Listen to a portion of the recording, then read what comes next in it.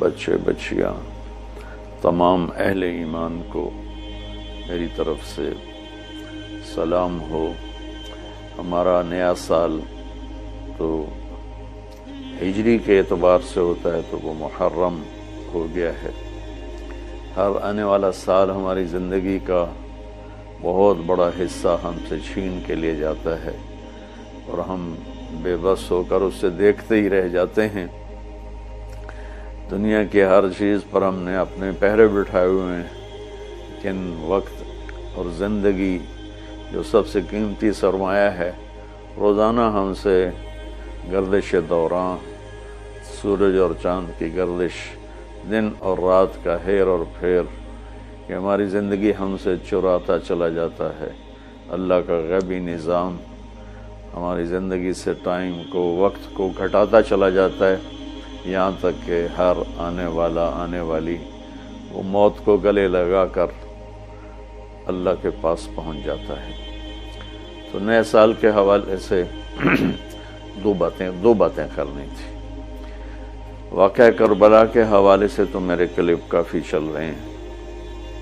ایک حدیث پہلے سناؤں گا، اس کے بعد دو حدیثیں اور بس۔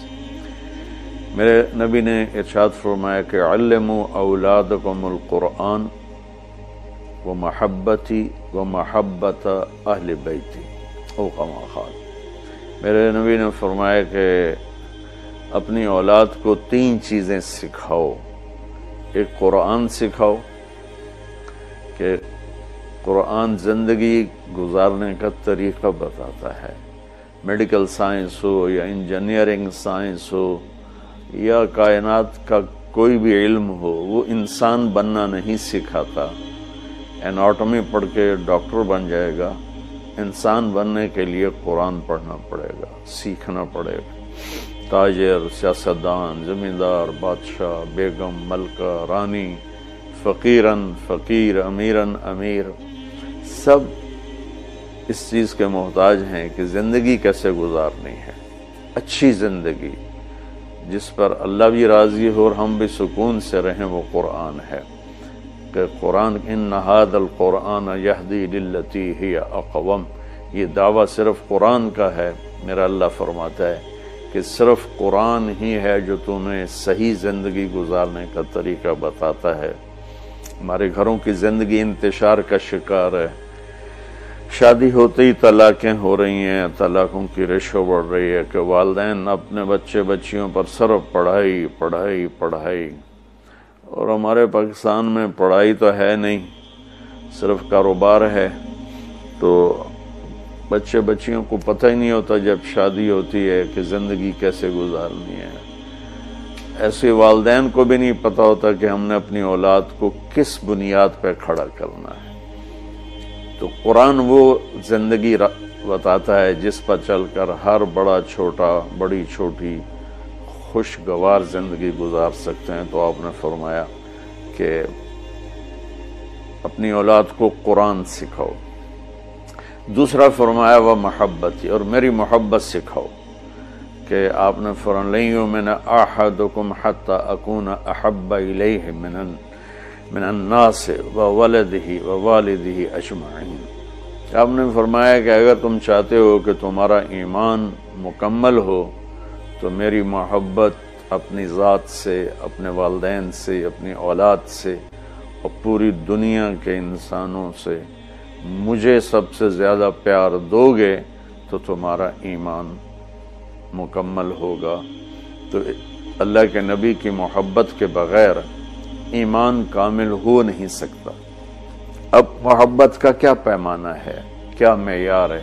ایک ہم نے بنائے ہوئے ہیں، مختلف معیار بنائے ہوئے ہیں عشق رسول کے، محبت رسول کے، لیکن میں وہ معیار بتاؤں گا جو نہ میرا بتایا ہوا نہ کسی اور کا، وہ میرے نبی کا بتایا ہوا ہے کہ اللہ کے رسول سے پیار کرنے والے ہوتے کون ہیں۔ تو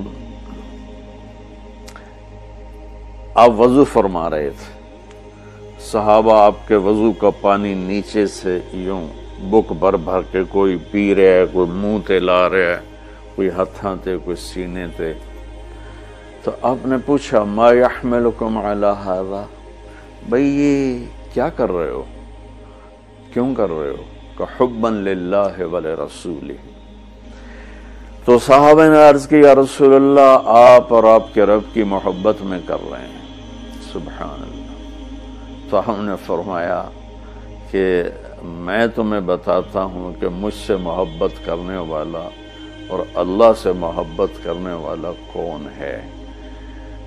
ایڈا سستا سودا نہیں ہے کہ صرف میرے وضو دا پانی تسی پی لو تے تسی میرے عاشق بن جاؤ، کہ وہ میں تمہیں بتاتا ہوں کہ اللہ اس کے رسول سے محبت کا پیمانہ کیا ہے۔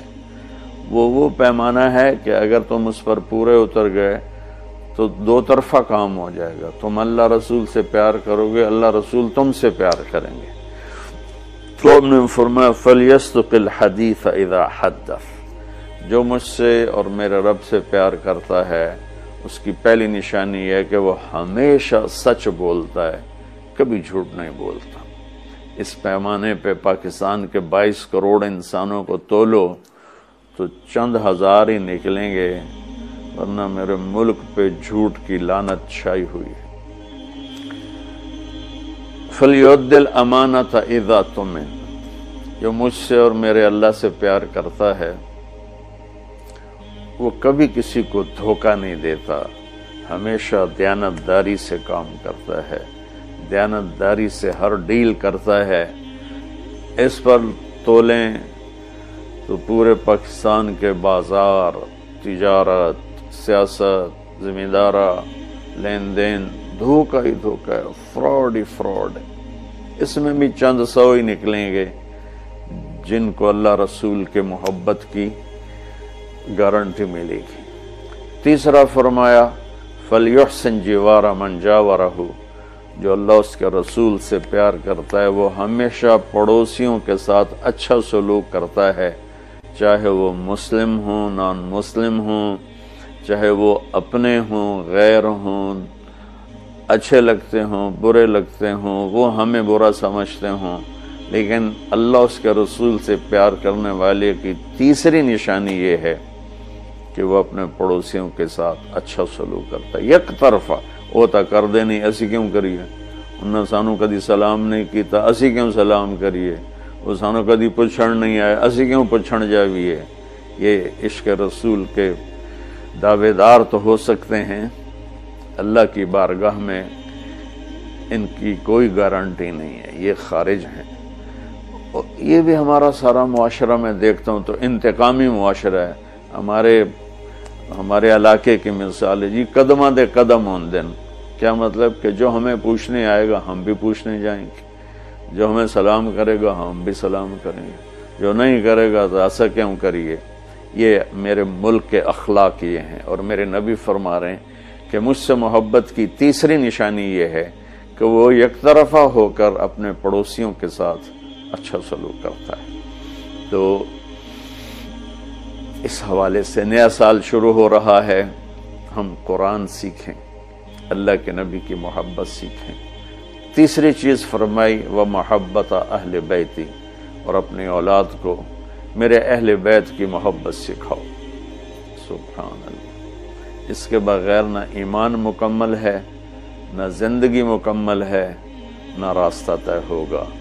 کہ آپ نے فرمایا غدیر خم کے موقع پر جب آپ حج سے واپس تشریف لا رہے تھے کہ میں تم میں دو بڑی بھاری چیزیں چھوڑ کے جا رہا ہوں، اگر ان کو مضبوطی سے پکڑ کے رکھو گے تو کبھی گمراہ نہیں ہوگے اور مجھ سے آ ملوگے۔ خلاصہ کے طور پر ایک میری کتاب اور ایک میرے اہل بیت۔ تو ہم نے قرآن کے ساتھ بھی ناانصافی کی ہے اور اہل بیت کے ساتھ بھی ناانصافی کی ہے۔ درد سے کہہ رہا ہوں یہ بات، میں فرقہ واریت سے بالا تر ہو کر یہ بات کر رہا ہوں کہ ہمیں اگر ان کے گھرانے سے پیار نہیں ہے تو وہ کیا ایمان ہے اور کیسا ایمان ہے۔ تو